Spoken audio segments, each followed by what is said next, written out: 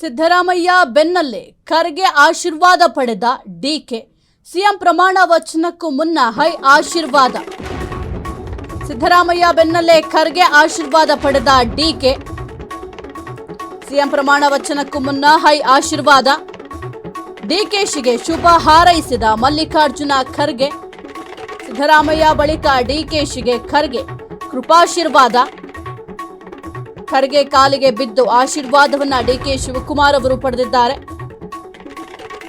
ಡಿಕೆಶಿಗೆ ಆಶೀರ್ವಾದ ಮಾಡಿದ ಮಲ್ಲಿಕಾರ್ಜುನ ಖರ್ಗೆ. ಇನ್ನು ಸಿದ್ದರಾಮಯ್ಯ ಬೆನ್ನಲ್ಲೇ ಖರ್ಗೆ ಆಶೀರ್ವಾದವನ್ನ ಡಿಕೆ ಪಡ್ಕೊಂಡಿದ್ದಾರೆ.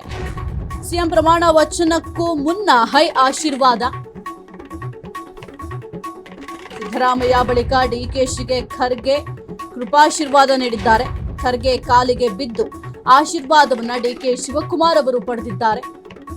ಸಿದ್ದರಾಮಯ್ಯ ಅವರ ಬೆನ್ನಲ್ಲೇ ಈಗ ಖರ್ಗೆ ಆಶೀರ್ವಾದವನ್ನ ಪಡ್ಕೊಂಡಿದ್ದಾರೆ ಡಿಕೆ ಶಿವಕುಮಾರ್ ಅವರು. ದೃಶ್ಯಾವಳಿಯಲ್ಲಿ ಗಮನಿಸ್ತಾ ಇದ್ದಾರೆ. ಎಐಸಿಸಿ ಅಧ್ಯಕ್ಷ ಮಲ್ಲಿಕಾರ್ಜುನ ಖರ್ಗೆ ಅವರ ಆಶೀರ್ವಾದವನ್ನ ಡಿಕೆ ಶಿವಕುಮಾರ್ ಅವರು ಪಡ್ಕೊಂಡಿದ್ದಾರೆ. ಇನ್ನು ಮೊನ್ನೆಯೂ ಕೂಡ ಸಿದ್ದರಾಮಯ್ಯ ಅವರ ಕಾಲಿಗೆ ಬಿದ್ದು ಡಿಕೆ ಶಿವಕುಮಾರ್ ಅವರು ಆಶೀರ್ವಾದವನ್ನು ಪಡ್ಕೊಂಡಿದ್ರು. ಅಂದ್ರೆ ಏನು ಬ್ರೇಕ್ಫಾಸ್ಟ್ ಮೀಟಿಂಗ್ ಮಾಡಲಾಗಿತ್ತು. ಆ ಒಂದು ಬ್ರೇಕ್ಫಾಸ್ಟ್ ಮೀಟಿಂಗಿಗೆ ಹೋದಂತಹ ಸಂದರ್ಭದಲ್ಲಿ ಸಿದ್ದರಾಮಯ್ಯ ಅವರನ್ನ ಆಲಂಗಿಸಿಕೊಂಡು ಜೊತೆಗೆ ಕಾಲಿಗೆ ಬಿದ್ದು ಆಶೀರ್ವಾದವನ್ನು ಕೂಡ ಡಿಕೆ ಶಿವಕುಮಾರ್ ಅವರು ಪಡ್ಕೊಂಡಿದ್ರು. ಈಗ ಖರ್ಗೆ ಅವರ ಆಶೀರ್ವಾದವನ್ನು ಕೂಡ ಪಡ್ಕೊಂಡಿದ್ದಾರೆ ಡಿಕೆ ಶಿವಕುಮಾರ್ ಅವರು. ಇನ್ನು ಡಿಕೆ ಶಿವಕುಮಾರ್ ಅವರಿಗೆ ಮಲ್ಲಿಕಾರ್ಜುನ ಖರ್ಗೆ ಅವರು ಶುಭವನ್ನ ಹಾರೈಸಿದ್ದಾರೆ. ಸಿದ್ದರಾಮಯ್ಯ ಅವರ ಬಳಿಕ ಡಿಕೆಶಿಗೂ ಕೂಡ ಖರ್ಗೆ ಅವರ ಕೃಪಾಶೀರ್ವಾದ ಕೂಡ ಸಿಕ್ಕಿದೆ. ಖರ್ಗೆ ಕಾಲಿಗೆ ಬಿದ್ದು ಆಶೀರ್ವಾದವನ್ನ ಡಿಕೆ ಶಿವಕುಮಾರ್ ಅವರು ಈಗ ಪಡ್ಕೊಂಡಿದ್ದಾರೆ. ಡಿಕೆಶಿಗೆ ಆಶೀರ್ವಾದವನ್ನ ಮಾಡಿ ಆಲ್ ದಿ ಬೆಸ್ಟ್ ಅಂತ ಕೂಡ ವಿಶ್ ಮಾಡಿದ್ದಾರೆ ಮಲ್ಲಿಕಾರ್ಜುನ ಖರ್ಗೆ.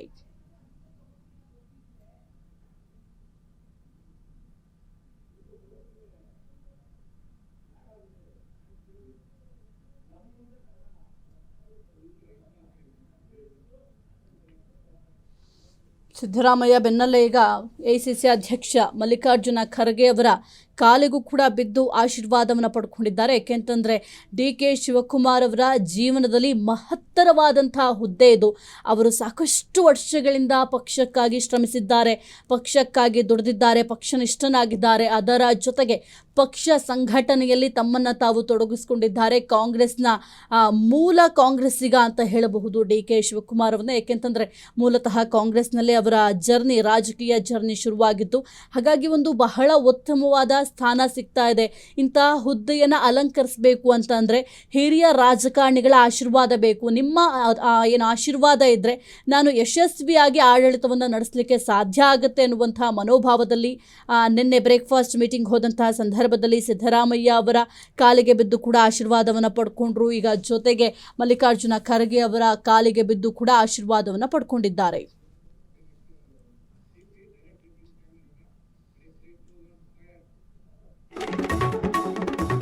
ಮುಂದುವರೆದ ಸಿದ್ದು ಡಿಕೆಶಿ ಆತ್ಮಬಂಧನ.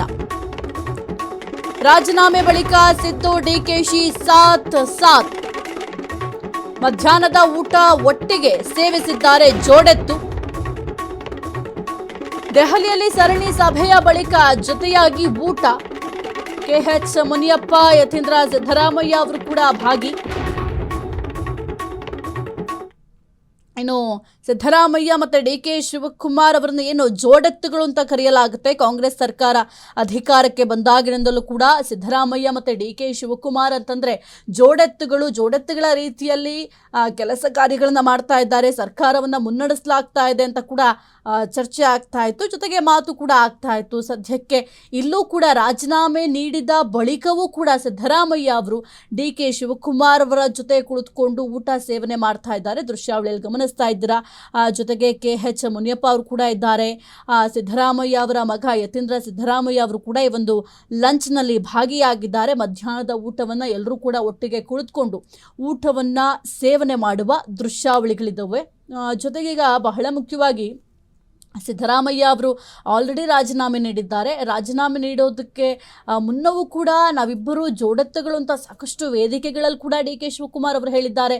ಯಾಕೆಂದರೆ ಕಾಂಗ್ರೆಸ್ ಸರ್ಕಾರ ಅಧಿಕಾರಕ್ಕೆ ಬಂದಂತಹ ಸಂದರ್ಭದಲ್ಲೂ ಕೂಡ ಇವರಿಬ್ಬರು ಕೂಡ ಒಟ್ಟಿಗೆ ಅಧಿಕಾರವನ್ನು ನಡೆಸ್ಕೊಂಡು ಹೋಗ್ತೀವಿ, ಇನ್ನು ಯಾವುದೇ ರೀತಿಯ ಸಮಸ್ಯೆಗಳಾಗದ ರೀತಿಯಲ್ಲಿ ನಾವು ಸರ್ಕಾರವನ್ನು ನಡೆಸ್ತೀವಿ ಅಂತ ಕೂಡ ಜನರಿಗೆ ಭರವಸೆಯನ್ನು ಕೊಟ್ಟಿದ್ರು. ಅದೇ ರೀತಿಯಲ್ಲಿ ಜೋಡೆತ್ತುಗಳ ಮಾದರಿಯಲ್ಲೇ ಸರ್ಕಾರವನ್ನು ನಡೆಸ್ಕೊಂಡು ಬಂದಿದ್ದರು. ಈಗಲೂ ಕೂಡ ರಾಜೀನಾಮೆಯನ್ನು ನೀಡಿ ಒಂದು ಪದತ್ಯಾಗ ಮಾಡಿದ ನಂತರವೂ ಕೂಡ ಸಿದ್ದರಾಮಯ್ಯ ಮತ್ತು ಡಿ ಕೆ ಶಿವಕುಮಾರ್ ಅವರು ಒಟ್ಟೊಟ್ಟಿಗೆ ಕಾಣಿಸ್ಕೊಳ್ತಾ ಇದ್ದಾರೆ. ರಾಜೀನಾಮೆ ನೀಡುವಂತಹ ಸಂದರ್ಭದಲ್ಲೂ ಕೂಡ ಡಿ ಕೆ ಶಿವಕುಮಾರ್ ಅವರು ಸಿದ್ದರಾಮಯ್ಯ ಅವರ ಜೊತೆಯಲ್ಲಿದ್ದರು. ಒಂದು ಪ್ರೆಸ್ ಮೀಟ್ ಮಾಡುವಂತಹ ಸಂದರ್ಭದಲ್ಲೂ ಕೂಡ ಜೊತೆಯಲ್ಲೇ ಇದ್ದರು. ಇನ್ನು ದೆಹಲಿಯಲ್ಲಿ ಹೈಕಮಾಂಡ್ನ ಭೇಟಿ ಮಾಡುವಂತಹ ಸಂದರ್ಭದಲ್ಲೂ ಕೂಡ ಇಬ್ಬರು ಜೊತೆಯಾಗೇ ಹೋಗಿ ಸದ್ಯಕ್ಕೆ ಭೇಟಿಯನ್ನು ಮಾಡುವ ಕೆಲಸ ಕೂಡ ಮಾಡಿದ್ರು. ಈಗ ಏನು ದೆಹಲಿಯಲ್ಲಿದ್ದಾರೆ, ದೆಹಲಿಯಲ್ಲಿ ಒಟ್ಟಿಗೆ ಎಲ್ಲರೂ ಕೂಡ ಕುಳಿತುಕೊಂಡು ಮಧ್ಯಾಹ್ನದ ಲಂಚ್ ಸೇವನೆ ಮಾಡ್ತಾ ಇದ್ದಾರೆ. KH ಮುನಿಯಪ್ಪ ಅವರು ಕೂಡ ಇದ್ದಾರೆ, ಜೊತೆಗೆ ಯತೀಂದ್ರ ಸಿದ್ದರಾಮಯ್ಯ ಅವರು ಕೂಡ ಇದ್ದಾರೆ.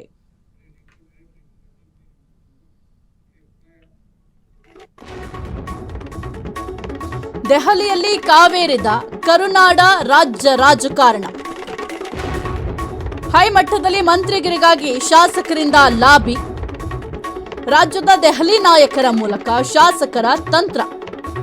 ಹೈ ಜೊತೆಗೆ ಡಿಕೆ ಬಳಿಯೇ ನೇರವಾಗಿ ಲಾಬಿ ತಂತ್ರ. ದೆಹಲಿಯಲ್ಲಿ ಡಿಕೆ ಶಿವಕುಮಾರ್ ಮೇಲೆ ಒತ್ತಡದ ತಂತ್ರ. ಸಂಸದರ ಮೂಲಕ ಡಿಸಿಎಂ ಡಿಕೆಶಿ ಬಳಿ ಶಾಸಕರ ಲಾಬಿ. ಕೈ ಸಂಸದರು ಶಾಸಕರಿಂದ ಡಿಕೆಶಿ ಬಳಿ ಮಾತುಕತೆ. ದೆಹಲಿಯಲ್ಲಿ ಕರುನಾಡ ರಾಜ್ಯ ರಾಜಕಾರಣ ಈಗ ದಿನದಿಂದ ದಿನಕ್ಕೆ ಕಾವೇರ್ತಾ ಇದೆ. ಏನು ನಿನ್ನೆ ಮೊನ್ನೆಯಿಂದ ಸಾಕಷ್ಟು ಬೆಳವಣಿಗೆಗಳಾಗ್ತಾ ಇದೆ ಕಾಂಗ್ರೆಸ್ ಸರ್ಕಾರದಲ್ಲಿ. ಇಷ್ಟು ಏನು 2-3 ದಿನಗಳಿಂದ ಬೆಳವಣಿಗೆಗಳಾಗ್ತಾ ಇದೆ. ಕರ್ನಾಟಕದಲ್ಲಿ ಬೆಳವಣಿಗೆಗಳಾಗ್ತಾ ಇತ್ತು. ಈಗ ದೆಹಲಿಯಲ್ಲೂ ಕೂಡ ಸಾಕಷ್ಟು ಬೆಳವಣಿಗೆಗಳಾಗ್ತಾ ಇದೆ. ಕರುನಾಡ ರಾಜ್ಯ ರಾಜಕಾರಣ ದೆಹಲಿಯಲ್ಲಿ ರಂಗೇರ್ತಾ ಇದೆ. ಹೈ ಮಟ್ಟದಲ್ಲಿ ಮಂತ್ರಿಗಿರಿಗಾಗಿ ಶಾಸಕರು ಲಾಭಿಯನ್ನು ಮಾಡ್ತಾ ಇದ್ದಾರೆ. ಸಚಿವ ಸಂಪುಟ ಪುನರಚನೆ ಆಗ್ತಾ ಇದೆ ಅನ್ನುವ ವಿಚಾರಕ್ಕೆ ಸಂಬಂಧಪಟ್ಟಂತೆ ಸದ್ಯಕ್ಕೆ ಸಾಕಷ್ಟು ಶಾಸಕರು ಲಾಭಿ ಮಾಡ್ತಾ ಇದ್ದಾರೆ. ಏಕೆಂತಂದರೆ ನಾವು ಕೂಡ 3-4 ಬಾರಿ ಕ್ಷೇತ್ರವನ್ನು ಗೆಲುವನ್ನು ಸಾಧಿಸಿಕೊಟ್ಟಿದ್ದೀವಿ. ಕಾಂಗ್ರೆಸ್ ಸರ್ಕಾರ ಆ ಒಂದು ಕ್ಷೇತ್ರದಲ್ಲಿ ಅಧಿಕಾರಕ್ಕೆ ಬರಲಿಕ್ಕೆ ನಮ್ಮದೇ ಆದಂಥ ಒಂದು ಪರಿಶ್ರಮ ಇದೆ, ಪ್ರಯತ್ನಗಳಿದ್ದಾವೆ. ಹಾಗಾಗಿ ನಮಗೂ ಕೂಡ ಒಮ್ಮೆಯಾದರೂ ಸಚಿವ ಸ್ಥಾನವನ್ನು ನೀಡಲೇಬೇಕು. ಕ್ಷೇತ್ರವನ್ನು ಮುನ್ನಡೆಸುವ ಕಾರ್ಯಗಳನ್ನು ಮಾಡ್ತಾ ಇದ್ದೀವಿ. ಅಂಥದ್ರಲ್ಲಿ ನಮಗೆ ಸಚಿವ ಸ್ಥಾನ ಸಿಗದೆ ಹೋದರೆ ಹೇಗೆ ಅಂತ ಪ್ರಶ್ನೆ ಕೂಡ ಮಾಡಿದ್ರು ಕೆಲವೊಂದಿಷ್ಟು ಶಾಸಕರು. ಈಗೇನು ದೆಹಲಿ ಮಟ್ಟದಲ್ಲಿ ಈಗ ಸಚಿವ ಸಂಪುಟ ಪುನರಚನೆಗೆ ಸಂಬಂಧಪಟ್ಟಂತೆ ಚರ್ಚೆಗಳಾಗ್ತಾ ಇದ್ದಾವೆ. ಈ ಹಿಂದೆಯೂ ಕೂಡ ಸಾಕಷ್ಟು ಶಾಸಕರು ದೆಹಲಿ ಯಾತ್ರೆಯನ್ನು ಕೈಗೊಂಡಿದ್ರು. ದೆಹಲಿಗೆ ಹೋಗಿ ಮಾತುಕತೆಯನ್ನು ಕೂಡ ಮಾಡಿದ್ರು. ಮಲ್ಲಿಕಾರ್ಜುನ ಖರ್ಗೆ ಅವರ ಜೊತೆ, ಸಿದ್ದರಾಮಯ್ಯ ಅವರ ಜೊತೆ ಕೂಡ ಹೋಗಿ ಕೆಲವೊಂದಿಷ್ಟು ಶಾಸಕರು ಲಾಭಿಯನ್ನು ಮಾಡುವ ಕೆಲಸ ಕೂಡ ಮಾಡಿದ್ರು. ಡಿ ಕೆ ಶಿವಕುಮಾರ್ ಅವರ ಬಳಿ ಕೂಡ ಲಾಭಿಯನ್ನು ಮಾಡುವ ಕೆಲಸವನ್ನು ಮಾಡಿದ್ರು. ಈಗ ಹೈ ಜೊತೆಗೆ ಡಿ ಕೆ ಬಳಿಯ ನೇರವಾಗಿ ಲಾಭಿ ತಂತ್ರವನ್ನು ಅನುಸರಿಸ್ತಾ ಇದ್ದಾರೆ. ದೆಹಲಿಯಲ್ಲಿ ಡಿ ಕೆ ಶಿವಕುಮಾರ್ ಮೇಲೆ ಒತ್ತಡದ ತಂತ್ರವನ್ನು ಕೆಲವೊಂದಿಷ್ಟು ಶಾಸಕರು ಅನುಸರಿಸ್ತಾ ಇದ್ದಾರೆ.